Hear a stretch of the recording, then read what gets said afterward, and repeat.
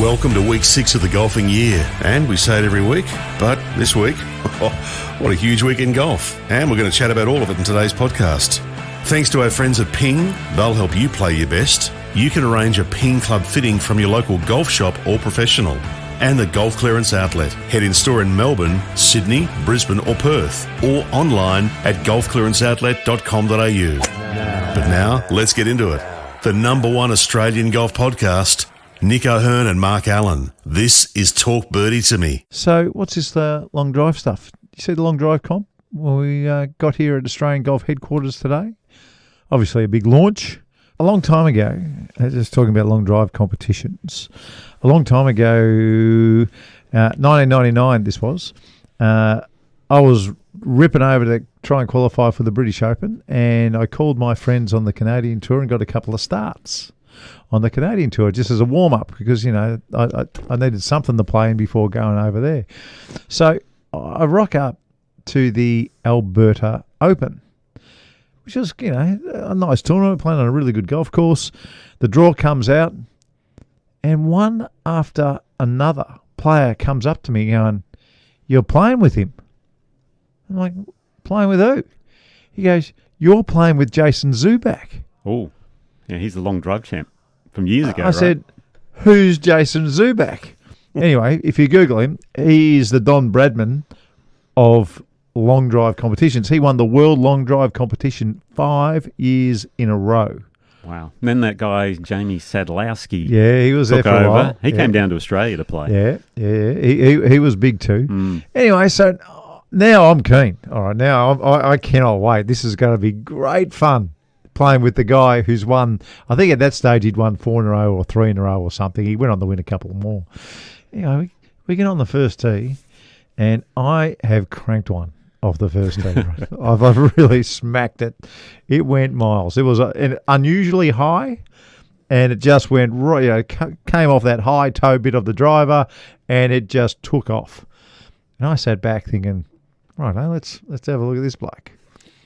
And when he hit the ball, He smoked you. when he hit the ball, I thought his driver had broken.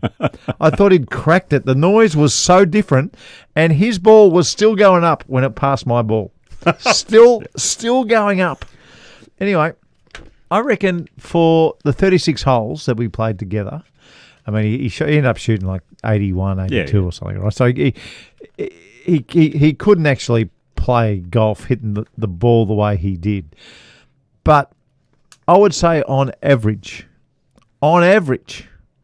he was 70 metres past me on every drive. There was one par 5 where it was a 3-wood to the corner for me and then a 3-wood to the green, if you nailed them both.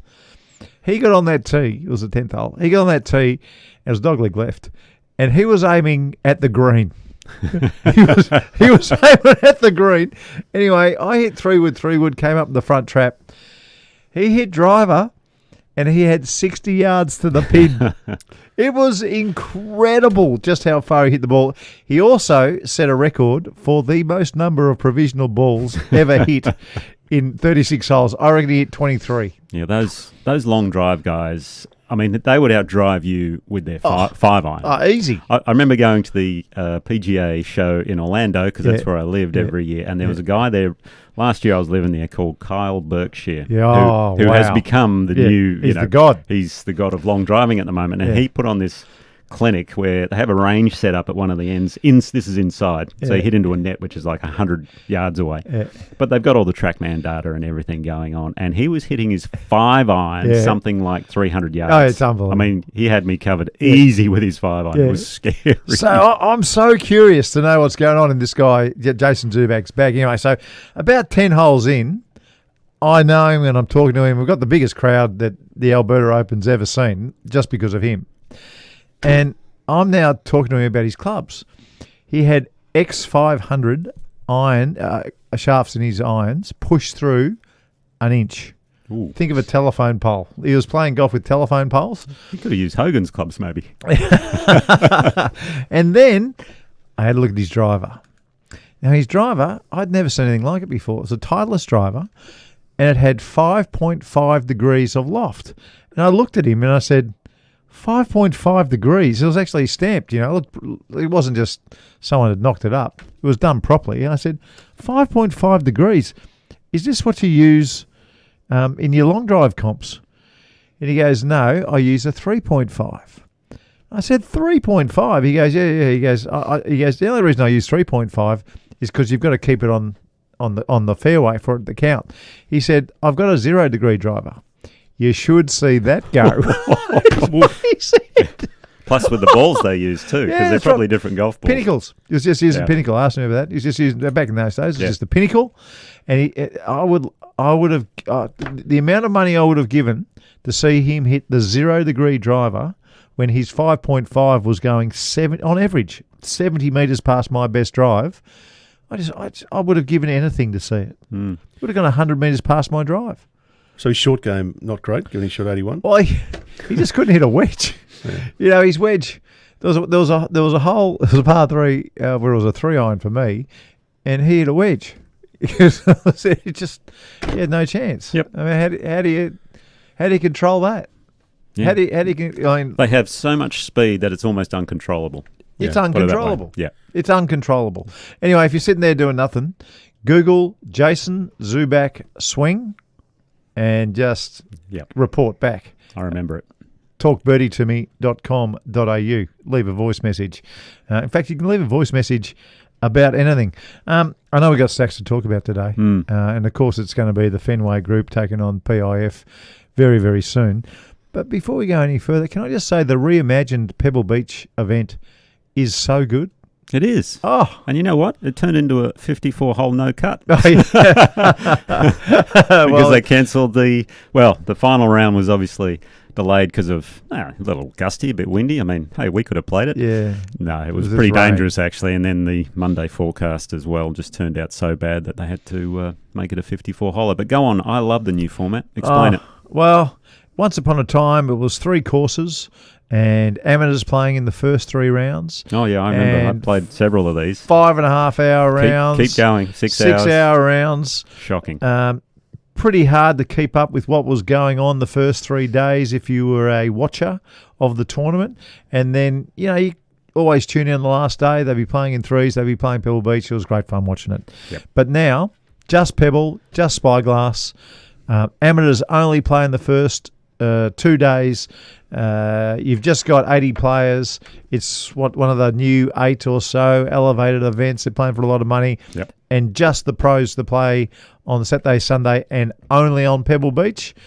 I mean, just watching Pebble Beach every year this time of year is going to be a treat for us. It's going to be an absolute treat. So well done. I think it's a huge improvement on what's been there in the past. Yeah, well, the coverage, it's basically golf porn for those viewers, pretty much, with the drone shots that they get out over the over the Pacific Ocean. It was good in a way to get rid of Monterey, because from a logistical standpoint, I was listening to Steve John on another podcast earlier, who's the tournament director, and he said it's just so hard getting all these players over to that other course as well, whereas Spyglass and Pebble are very close together. Yeah. And, I mean, ideally you want just an 18-hole course, but 36 holes very close together made it so much easier for him and running the tournament, bringing the amount of players down, because it wasn't just, you know, a normal 156 field. I think it went up to close to 200 pros playing, so the cuts were always low. 6-hour rounds over 3 days, you're playing different courses, and the amateurs, they want to get their money's worth. And if you're in one of those sections, if you're in the same field as, say, a Bill Murray or one of the celebrities, they take forever because from the green walking to the next tee, they're getting asked for all these autographs, they're playing up to the crowd. It's an absolute nightmare. So you famously, on this podcast, met with Clint Eastwood, which would have been incredible back in your time. Yeah. Who else did you get to play with? I mean, we know about Clint. Did you get anybody else, like a sports star? Or No, I used to play with a good buddy of mine, Michael Fitzpatrick, who lived on the 13th hole at Pebble Beach. So I had a pretty good view in the morning. And what would that real estate be worth in 2024 on the 13th? It's I'd hate to think. It's right, if you've never been to Pebble Beach, par 4 up the hill.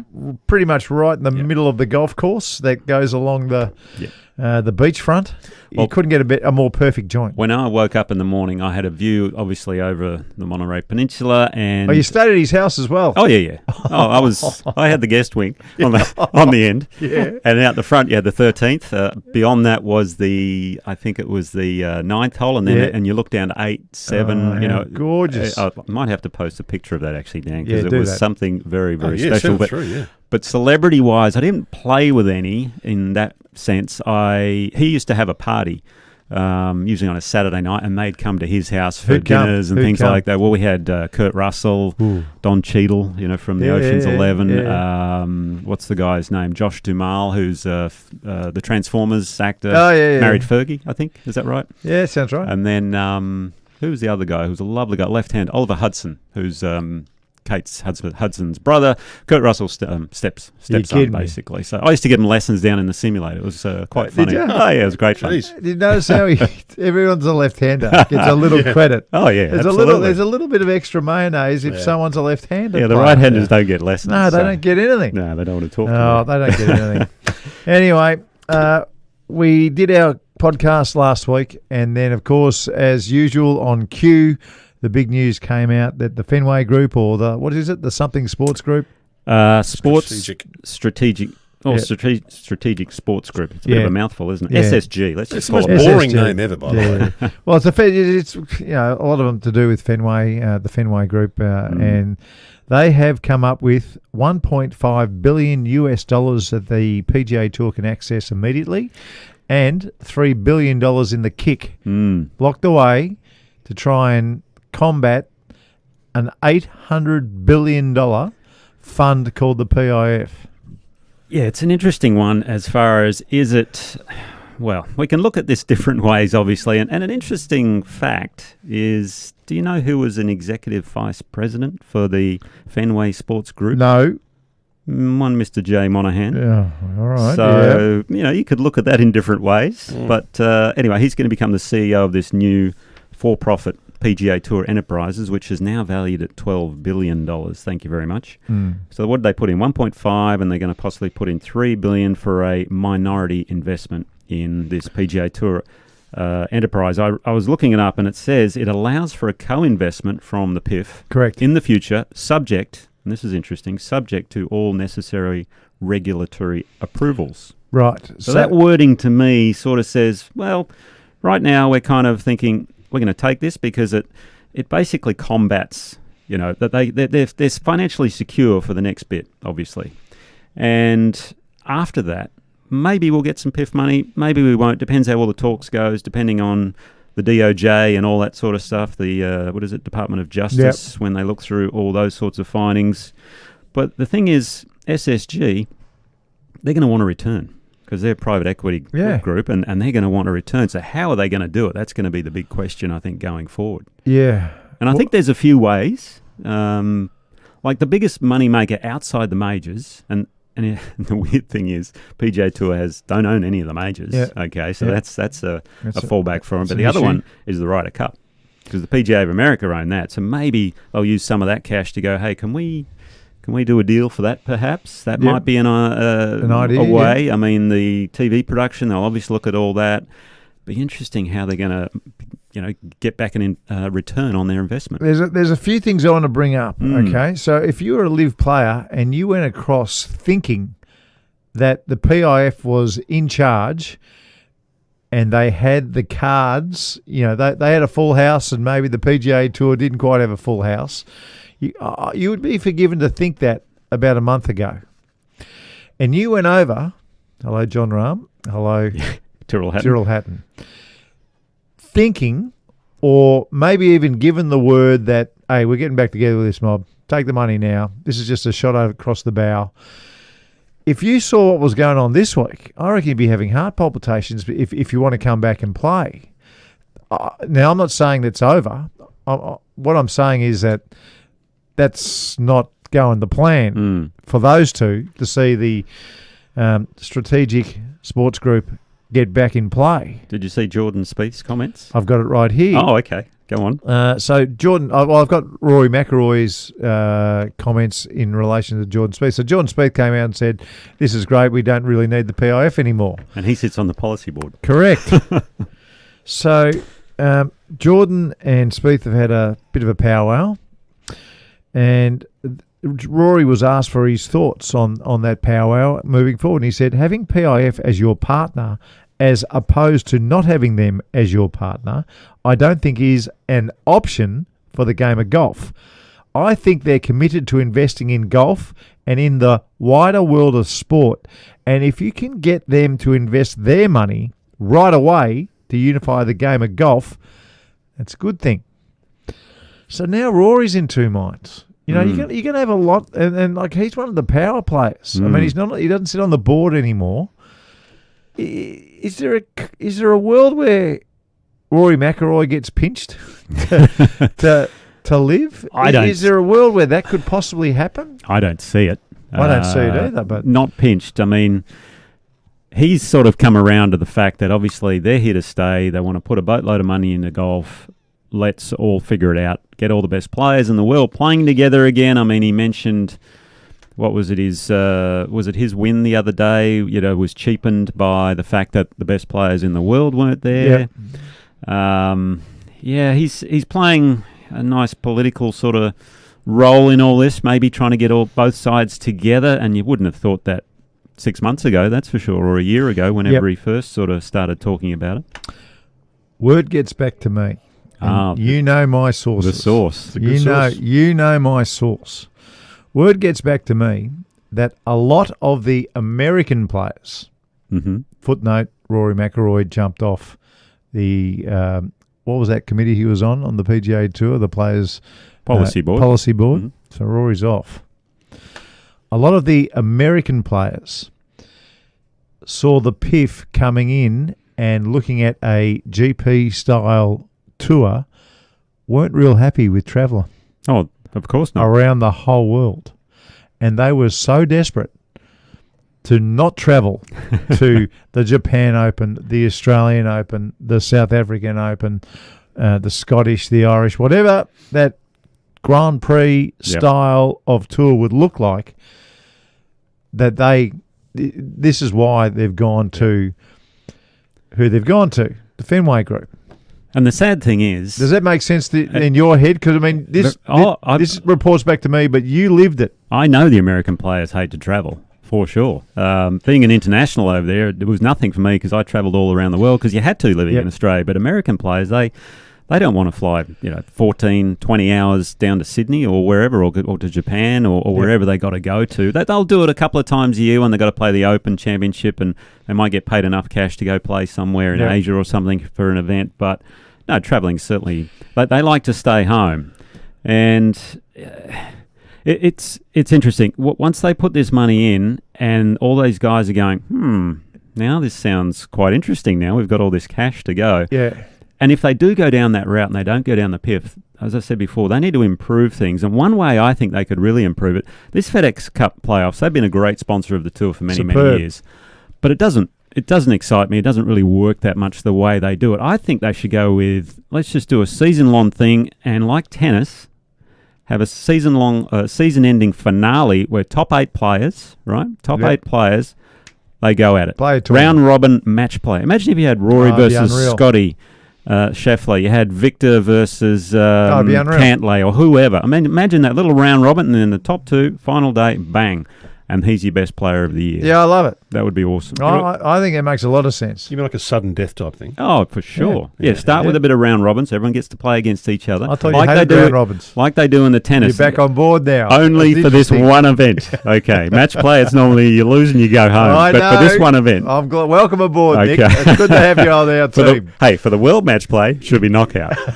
But if you're trying to find the best player amongst all these guys, imagine the match play comps against, because they would hate to lose to each other. Rather than a stroke play event where you've got, I'm starting 10 shots ahead of this guy. See, that format just doesn't work for me. No, you've nailed it. I reckon you've absolutely nailed it. And it would be a much better concept. But can you see, I just see it all falling into place, what we're talking about here. Rory jumps off that policy board. The rest of the American players run to another group who want to invest money. just so they don't have to travel 10 times a year.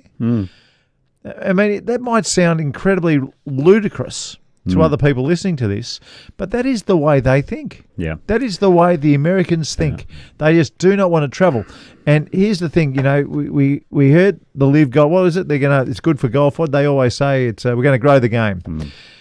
I'm absolutely certain that when they started LIV, growing the game to them was to take the best players around the world. Yep. That was growing the game. Well, and I think that's the biggest fear of the American players, is actually to grow the game in other big places around the world. Yeah, because the sad thing is, from all this, all we're hearing about is equity for the players, right? Which I get, and they're going to become the first big major sports organisation where the players are going to have ownership. I mean, I think that's great, but the saddest thing is no one's talking about the fans. What's best for the fans out there and what's best for people that want to watch around the world? And as you just said, growing the game, playing in all these different areas. When LIV came down to Adelaide, that was an amazing event down there. It was fantastic. Huge. Now, creating that Grand Prix style, as you said, would be a phenomenal thing to do. But you've nailed it on the head there. I think your source... well, it's not me. The source is good. Yeah, it is good. He's real good. He's been pretty spot on. He has been spot on. And we know where it's coming from. Yeah, so. We do. Okay. Hello, Scotty Shefflers. You guys see any of LIV in Mexico on the weekend? No, look, I've missed it. I actually, when Pebble wasn't on Monday morning, I was flicking around. I thought Channel 7 would have it. I was really keen to have a bit of a look and see what was going on, but I couldn't find it. I didn't watch it, but I kept up with the results. So they've changed their format, by the way, a little bit. Just to update everyone on out there. Please. It's only a smidge. Well, that's okay. This isn't the Ping Global results that we'll do shortly. So they added the 13th team, Jon Rahm, right? Yep. Because last time we did the pod, we didn't know what was coming out, and guess what? Just after we finished our pod, Legion 8. Like an hour after. Yeah. Legion 8 comes out. Yeah. So, as it happens. Now, apparently that's got to do with some Roman Empire, warrior type thing. Which Pete from Brisbane, our listener, did predict. Oh, there you go. So he did too. Well done, Pete. He did, yes. Well done, Legion 8. So his team was Tyrrell Hatton went straight with him. Yep. What was the young guy's name? Caleb Surratt, who just come out of college, I think University of Tennessee. He goes. Right. And then Kieran Vincent. So they made up a new team. So they have 13 teams now. So you've got 52 players. They've also got 2 wild cards. Yeah. So there's 54 players now. So 54 with the LIV obviously being the number 54. That works out nicely for them. The 2 wild cards are Laurie Cantor, who absolutely crapped the bed in the Q School, if you remember. Yes, that's right. So he got a spot, which is great. Yeah, good. And Hudson Swafford. Now, best 3 scores used to count for round 1 and 2 and 3, but now all 4 scores count for round 3. Good. Okay, so the final round, That's all better. 4 players have got to man up and play the game. Oh, I love that. Yeah, which was really good. That's much better. And then the top 12 teams make the season end. So whoever finishes last in the team, you don't make the final event of the season. And then the prize money changed a little bit. So last money, instead of being $120,000, it's $50,000. Poor guys, but if you know. Imagine, who are the 2 players playing with Hatton and Rahm? Who are they? Caleb Surratt, who just came out of college. Yeah, apparently he was one of the best college players, but I hadn't heard of him, to be honest. And then Kieran Vincent, who qualified from... I'm trying to think how he qualified. How about that? So I mean, these 2 kids, they're playing with Jon Rahm, is their teammate all of a sudden, and a full-on lunatic. And an early... and bang! And an early Ping Global result, Legion 1. Oh, you're kidding me. The team event. Yeah, I'll update everyone. I thought they were behind. I checked halfway through and they were way back. No, they came through. I didn't even know. I've had a very, very busy day. Can I just put out there, I had a swap day on the weekend. Oh, you went from Kingston to Royal Melbourne, right? That's right. I would like any groundskeeper out there in charge of putting the holes in the greens when they know they've got a swap day on. Because I reckon RM were having some fun with the Kingston Heath members where they had those flags on Saturday. It was incredible. The 6th hole, all right? The 6th hole is one of the most famous golf holes in the world. Some say it's the best hole on the whole property. Must have put the pin left for you. Where do you reckon left? On the slight upslope just over the bunker? We put our golf ball, right? Yep. We put our golf, it's like the front of a Volkswagen. Oh, yeah. An old Volkswagen, right? It's like that. And it goes into the deepest bunker in Australia, in the front. We put a golf ball, we just placed it. Mm-hmm. Where? 5 feet in front of the hole. Yep. And it rolled into the trap. So that's where they did, I mean, honestly. Okay, was it a stroke comp? No, it was a stale. Okay, so you could at least put a wipe on the card. I had a 6. Thank you very much. Did you put it in the bunker? It was one of the best 6s you've ever seen. But I just implore any groundskeepers out there who know what really happens on swap days. And I want you to call and leave a message. Can they be anonymous? You can be anonymous. You don't even... Well, we kind of...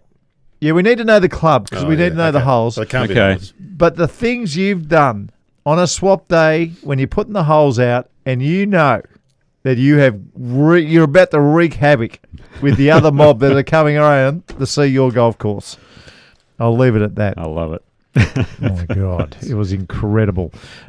Whose turn for a top 5? It's my turn. Well, it's actually my turn, but we've flipped it again. I'm going to do my masterclass because I kind of got a lot of requests after last week's masterclass with the uphill lies. Yeah. They wanted to know downhill. So that's a good I idea. figure I'll do this week's and you can do the top 5 again. All right, I'll get my top 5 organised. What is it? Well, you it was something that was sent around before, and it is, I think I'm going to do the top 5 wanker moves you see in golf on the weekend. Right, okay. So not on the pros, right? With your buddies. The top 5 wanker moves in golf. That's next.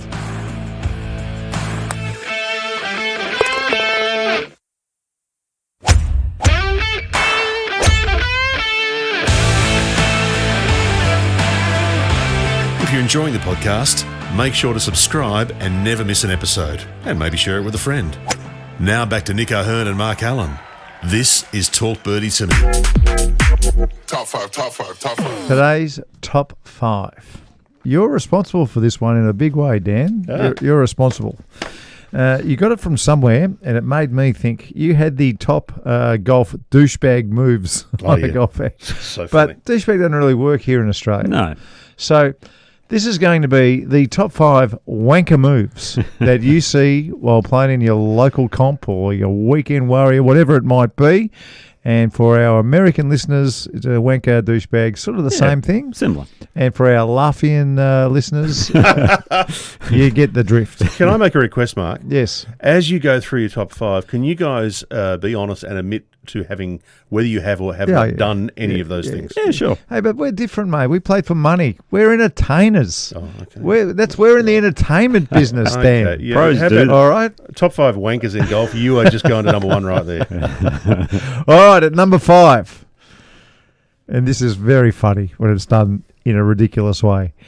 Club twirling after bombing a drive. I mean, come on. It's enough's enough. Who are you twirling for? The people in your group? What are you doing? Yeah, I'm not a club twirler, though. I can't club twirl, Dan, so that answers you. Yeah, okay. Yeah, Right. can you club twirl, Mark?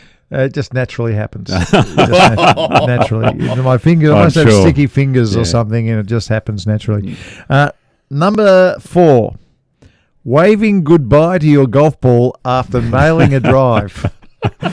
Oh, dear. Right? Oh, that is so funny. You know who you are out there. Yes. So funny. Mm-hmm.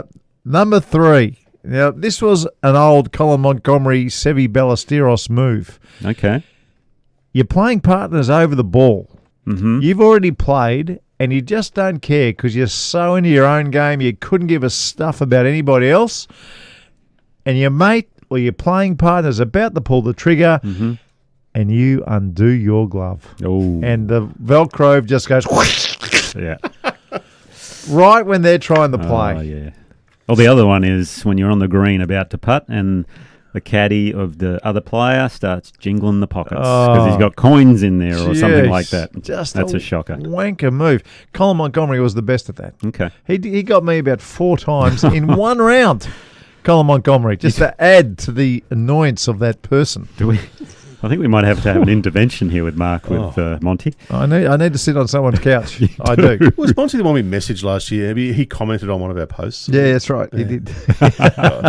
Very funny. We should get him on. Number 2. And this doesn't happen. I mean, I'm surprised this isn't at number 1, actually. But number 2, walking in a putt Mm-hmm. from 8 feet. Yep. Like, you know, it's going in. Yeah, I've done that. And you do the Jack Nicklaus. Oh, the yeah. putter goes up and you chase after it. Tiger Woods was pretty good with it as well. Well, you have to when you're in contention. But you're just there playing with your mates. Not in the first round. And you're walking in a putt from 8 feet. Bloody hell.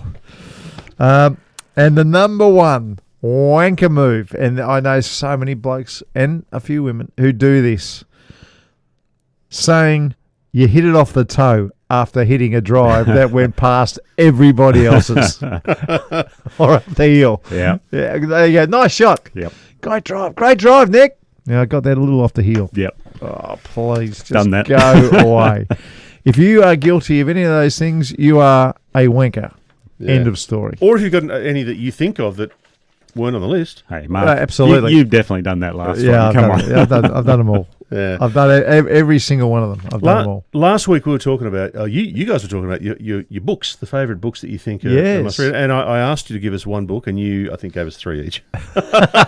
In classic top 5 style. Well, actually, we've got to have a top 5 book at some stage later in the year. Can we put it down? When we've got a quiet week, I want to know your top 5 books. Yeah. Well, we At did some have favourite stage. books, didn't Well, we? yeah, we did We top- almost got to we a did top top 5 3 last week. Yeah, exactly. No, but we have to sit down and think of it. That was All off right. the cuff. That was off the cuff. Well, it was. But remember, you talked about a book that you couldn't recall the name of, but you loved when you're a kid. Yeah. Eric, who listens to the pod, Eka. he knows what it is, he reckons, and we're going to give him a call. And Let's give him a call. He's going to tell us about it, and you can confirm whether indeed Eric is right or wrong. But he seems like a nice person, Eric. Why? What? Well, you know, when people, quite often I'll have a look at somebody's Twitter feed and see what they're on about, Okay. see what side of politics they're on. He seems like a nice fella. Well, we'll find out. You soon find. Well, maybe we won't. It's a dead giveaway. It's Eric speaking. Eric, it's Mark Allen and Nick O'Hearn. How are you guys? Hey, mate, we're very very well. well. Thanks for getting back to us on socials. Now, Dan, you had a couple of questions for us. Is that right? Well, Eric was talking about the book that you were banging on about last week that you said was great but couldn't remember the name of, and Eric reckons he might know what it is. What is it, Eka? Miracle on the 17th Green by James Patterson. No, I haven't read that one, but the one that I was talking about is called The Pro, and it's a beauty. I loved it. I can't actually remember what happened. I read it so long ago. He got some magic club or something like that, and then he turned pro in the seniors and went ballistic. But it was very, very good. And there's a lot of funny stories about life as a professional for the first time that made sense in my head that I had a bit of a giggle about. Non-fiction or fiction? No, fiction. Oh, okay. Complete fiction. No, well, fiction's... which one is it? I haven't been to school Non-fiction for a is long true. time. Yeah, well, it's complete fiction. Then. Okay, Yeah, right. it's made up. It's a made-up story. Did you go and get it? Did you try and get it, Eric? No, I haven't. I think that the only copy that I found was available on eBay, so I don't even think Amazon has it. But I did read the little short blurb, yes, and you've sold me now. I got to go find myself this exquisite vintage copy then. Yeah, get it. It was good fun. Whereabouts do you play your golf, Eric?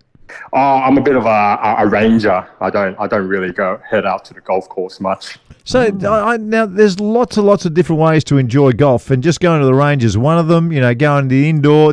What about the indoor stuff? Into the screen, you can play any golf course you like. Do you do a bit of that? No, I haven't tried it. It's on my to-do list for this year, actually. Okay, Dave. It's getting quite prevalent here up in Brisbane. Well, our goal, Eric, is to get you out in the golf course at some stage this year. Get you off the range and turn you into a fair income golfer. That sounds good. All right. Before you let Eric go, Mark, I know you're trying to avoid the next part of Eric's question. Eric wants to pick you up on something you said last week on the pod when you were being a little bit inadvertently crude when you were quoting the Lady Marmalade song. Oh, you mean voulez-vous coucher avec moi ce soir? That's right. Yeah, that's the only French I know. Well, Eric knows what that means. What does it mean? It means, would you like to sleep with me tonight? Oh, dear. Well, you've got your new pickup line for the clubs, Mark. Well, it's funny. It is funny you say that because I didn't know, but I promise you this: if I ever met a French girl overseas, I would say the only French I know is voulez-vous coucher avec moi ce soir. So I don't think Oh, they used to run away like if no one's business. I don't think Trish's going to approve. No, she absolutely would not. She would not. That's fantastic. Good on you, Eric. All right. Thanks, See you, Eric. lads. Bye. Thanks for being a good sport, mate. Appreciate it. We've got to get him onto the golf course. Absolutely. It's so much fun walking around, smelling the roses, looking at the rosellas. But you're right, there are various types of golfers, and one of them simulators and others putt-putts and ranges, and obviously we want him to be a green grass golfer. Yeah, at some stage. All right, let's keep this podcast moving.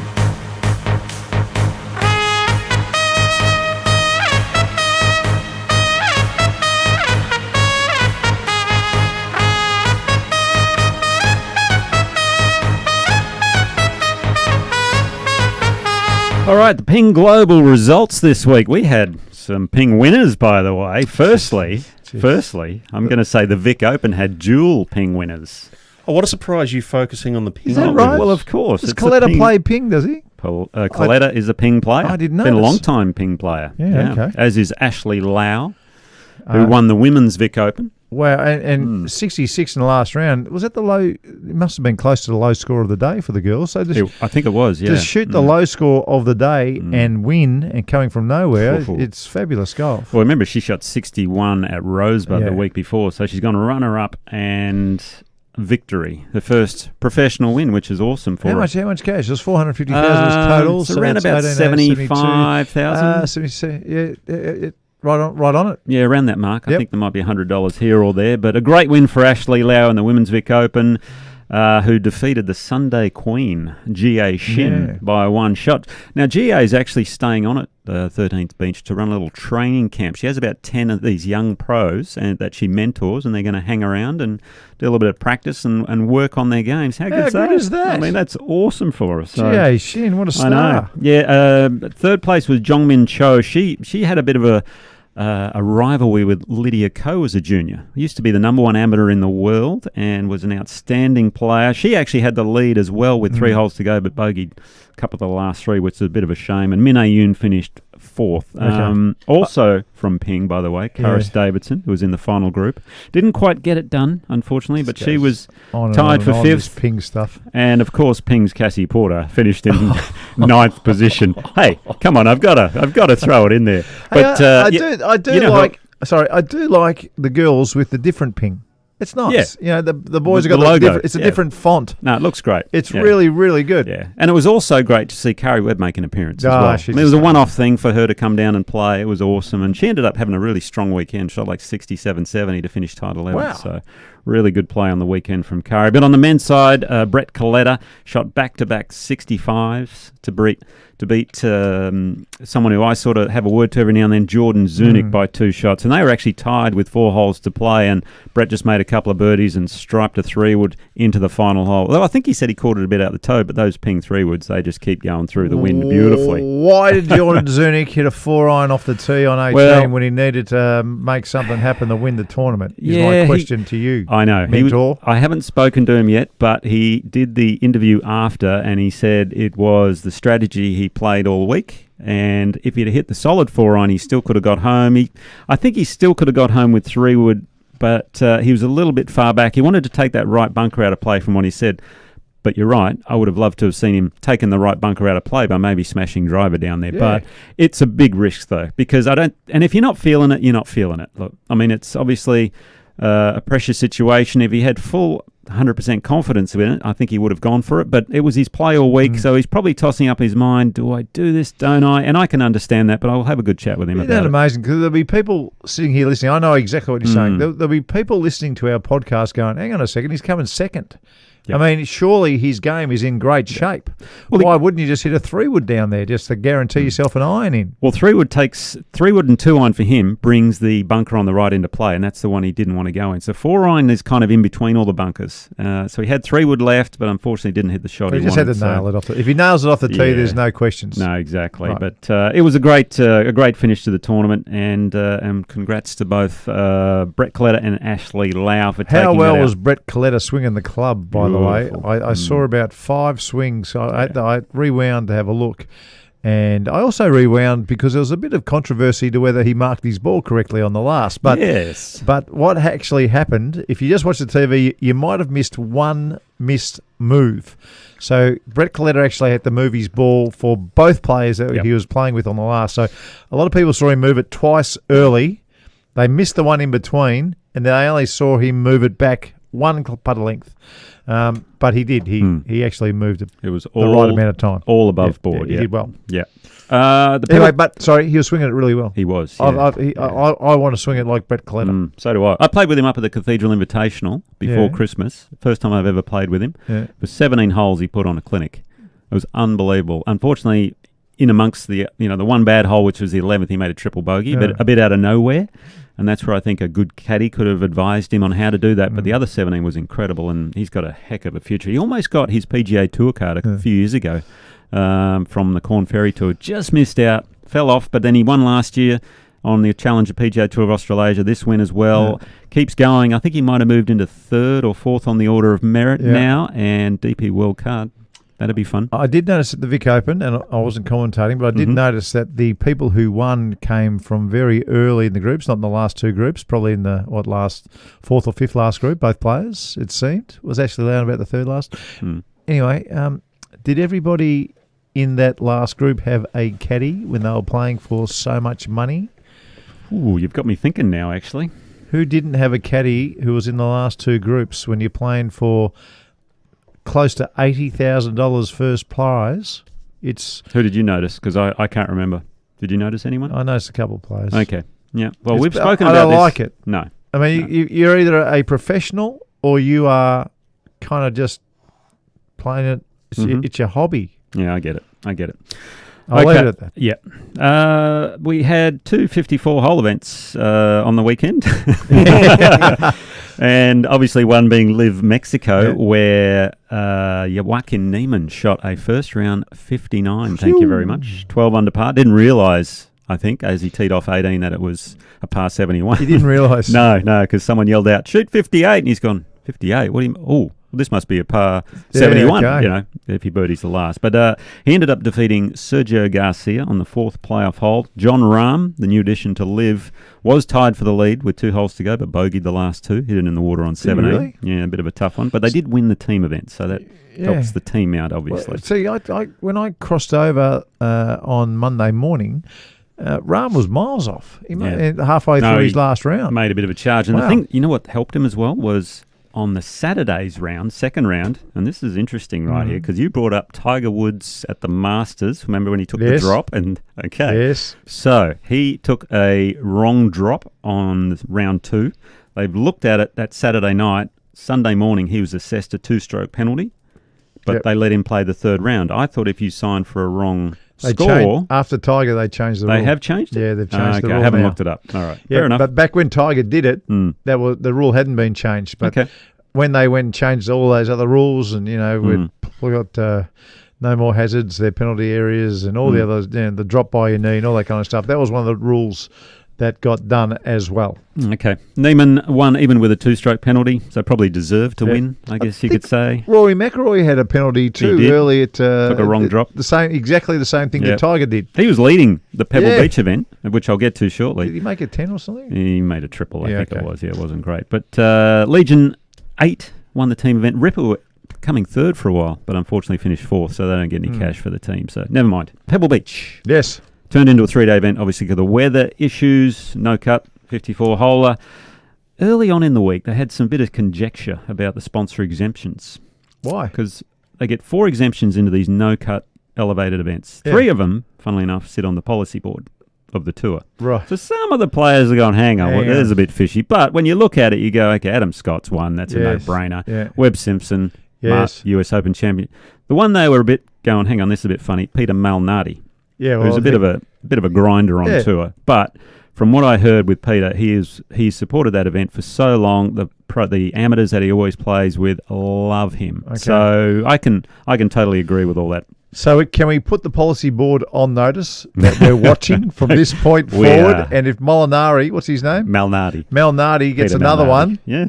Anyway. Well, it's open season. So we almost had another 59. Wyndham Clark in the third round, which turned out to be the winning round, shot 60. Yeah. Which sets the new course record, although it was pick and place, preferred lies, so really it's not official. And as soft as butter. Yeah, too. The John was as soft as butter, but still 2 eagles. on a way to a 28 in the front 9 at Pebble Beach, and then the toughest hole on the course is 10, and he's birdied that one as well. Oh, no, 9 was the toughest hole on the course. Could have been, yeah. 9 would have been. But the last 3 holes, he had three looks at it, one of them for eagle, and left them all short in the jaws. So a bit of a shame. But Jason Day was up there too. He was tied for 6th, but Wyndham Clark beat your buddy. Your Texas Tech mate, Ludwig. Yes, by a shot. And Mathieu Pavon, the Frenchman, Vive la France. He was going for back-to-back. I think he might have taken it out if they went one more day, but he finished 3rd. Can I don't talk about betting in golf too often, but I am going to put as much money as I possibly can on Ludwig Aubert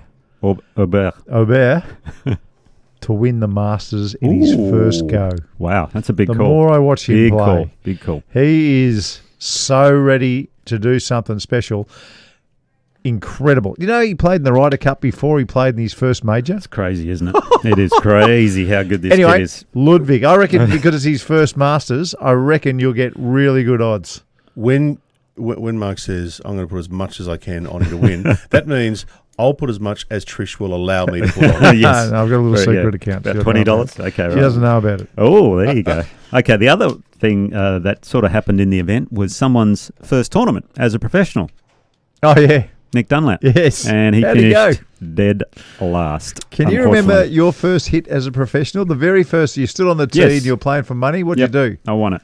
You're joking. The Rottnest Pro-Am. You're kidding me.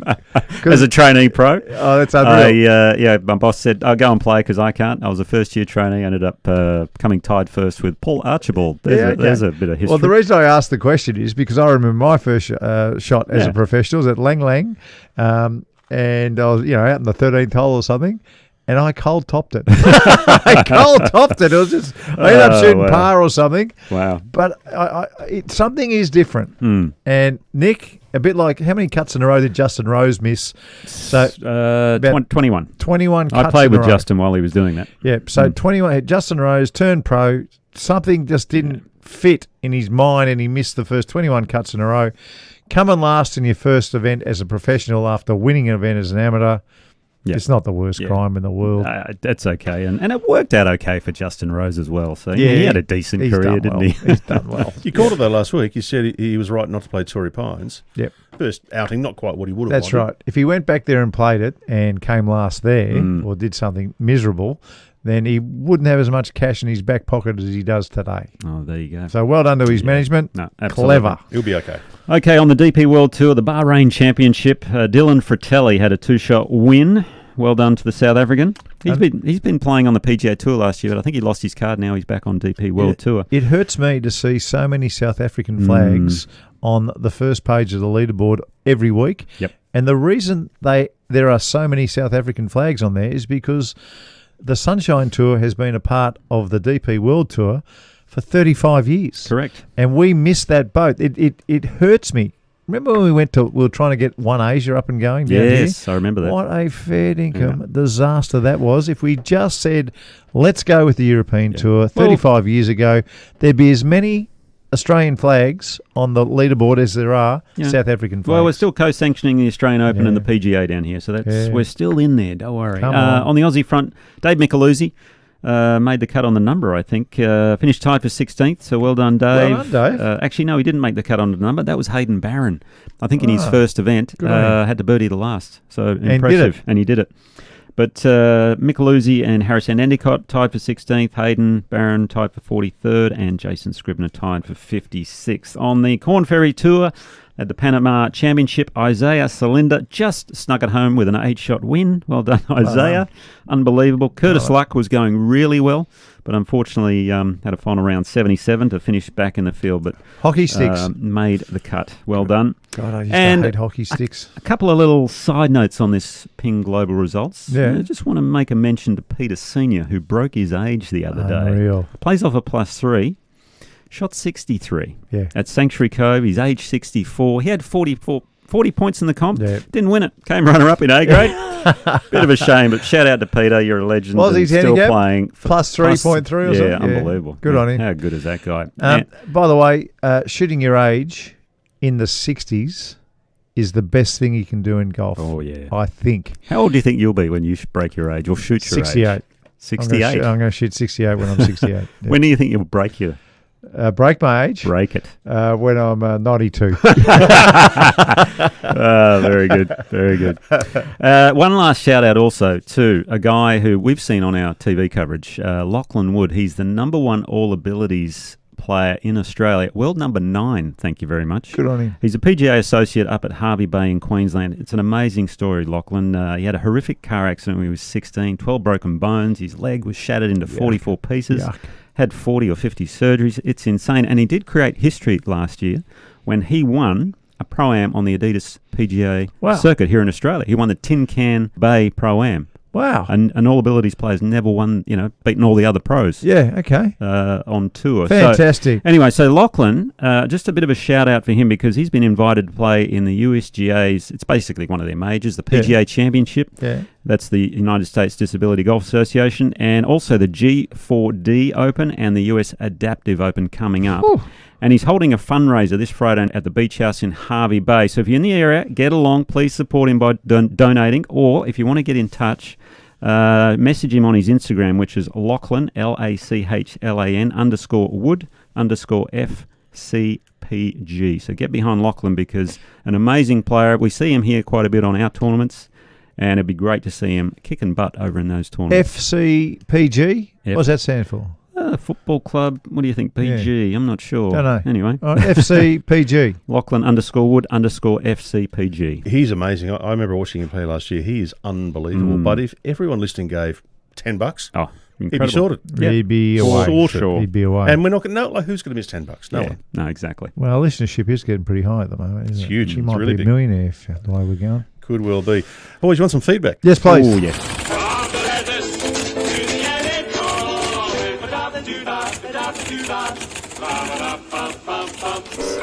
Now, we're going to start this. I'm not going to give you this bit of feedback first, but I want you to be prepared for this because it's coming. We've had a message from Dodsy. Dodsy reckons we have missed the biggest story of the last few months. Go on. So we're going to get to that shortly, all right? I want you to think about that because I think you should be very embarrassed, actually, now I think about it. Really? Yep. It's that bad It's pretty that ordinary. we've missed it. It's ordinary. It's ordinary. Yeah. And you, particularly you, Mark, should know better for reasons that will become obvious. Okay. Message from Shane Livingston.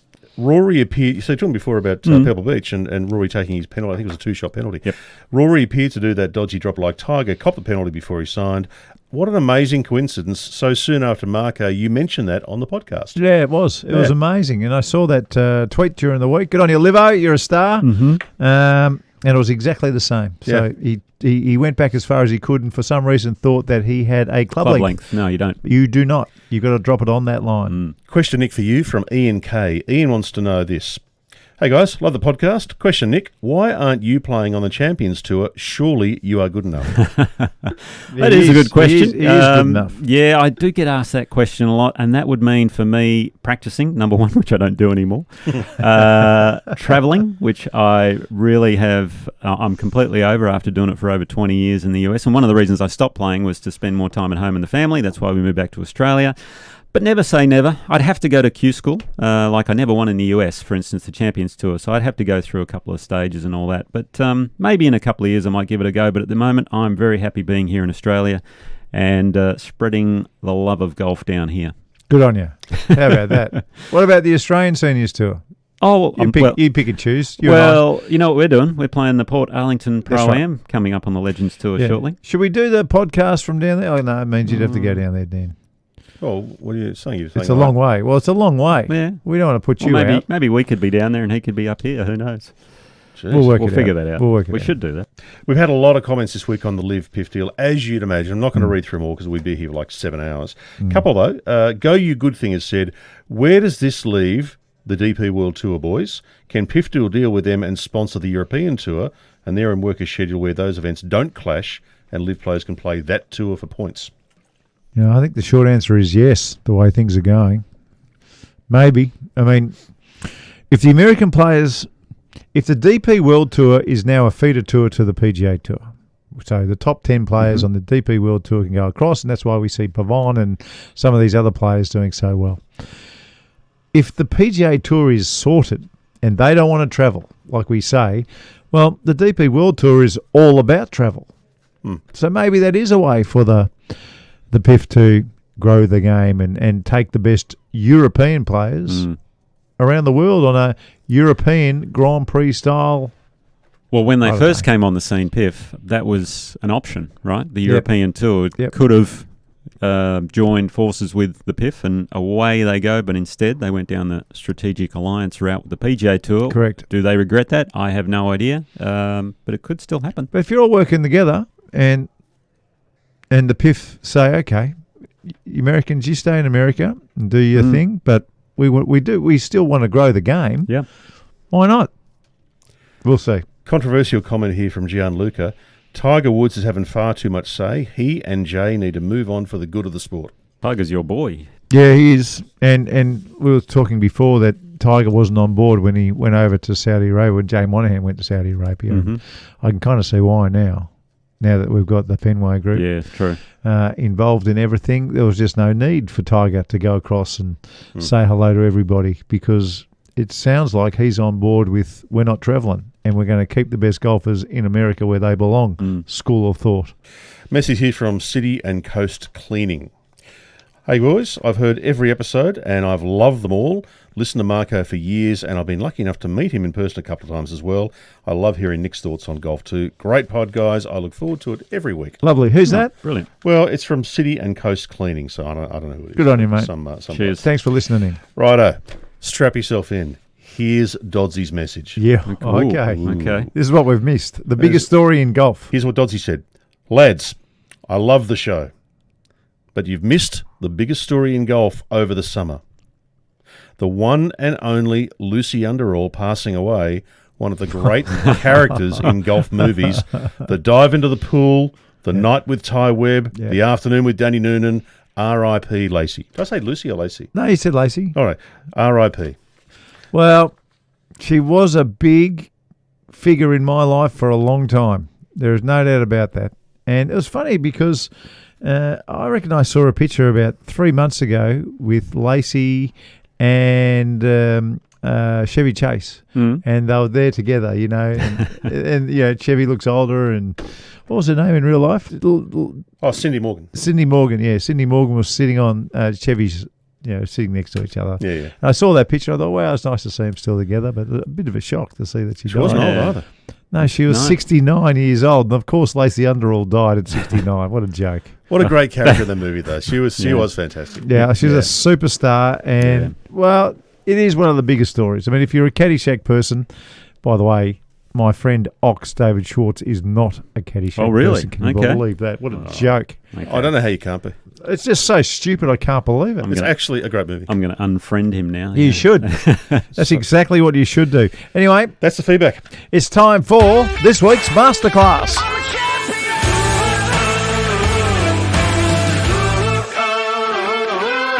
And this week's masterclass is a follow-on from last week's, because last week was all about the uphill lie, and from that I got a lot of requests saying, hey, what about downhill lies? Because we really struggle with those as well, and like most people, yes, it is a tough shot in golf, and like all sloping lies, the first thing you need to do, and I'm going to talk in right-handed terms as I typically do, apologies to my lefties out there. I got criticised a while ago for not talking in left-handed terms, but anyway, I won't go into that. It's very difficult. just do right-handed. Yeah, right-handed. Don't worry about those lefties. No, hey, hang on. So for a right-handed golfer, first thing, widen the stance, lean the weight heavily into the left leg. You got to get with the slope, obviously. Now, the shoulders, again, you want to kind of have those shoulders on the same plane as the slope you're going with, so you might feel as though you're tilting your left shoulder down a little bit. Last week I mentioned uphill, tilt your right shoulder down to line it with the slope. But the key is in the backswing. A lot of people, when they try and hit downhill lies, what tends to happen is they shift their weight immediately into their back leg. Now, what that does is all of a sudden you're laterally moving on a side slope. That's never good, because a lot of people hang back there as they try and come into the ball and they try and lift it, and guess what? You catch it thin or you hit behind the ball. So keep that weight into the front leg on the backswing. Very important, and that will help you to just swing down with the slope. That's a great tip, actually. That one thing that one little very, thing. very good. See it all the time. And the other thing, the ball's going to come out a little lower, and it's going to squeeze to the right for right-handed golfers as well. So aim a little bit to the left and maybe take a little bit more loft, because the ball will come out a little bit lower, so you got to allow for that as well, depending on how steep the slope is. But all about shifting the weight, keeping the weight there, swinging down with the slope. The old Gary Player walk after the ball's a good one. I always did that as well. But I'll post a video on socials. And maybe next week, hey, Side Hill lies. Who knows? We'll get them all done. You might as well get the box set. That's true.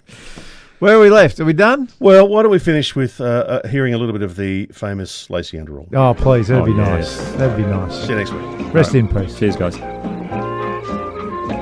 So, what brings you to this nape of the woods, neck of the wave? How come you're here?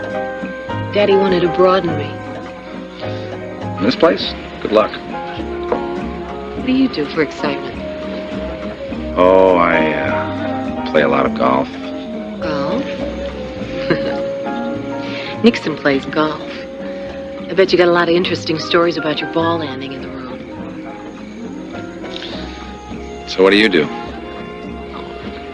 I enjoy skinny skiing, going to bullfights on acid.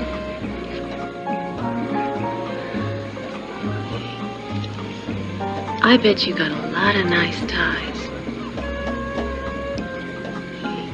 What do you mean? You want to tie me up with some of your ties? Ty? I've got a good idea. What? Let's pretend we're real human beings. Freeze, Gopher!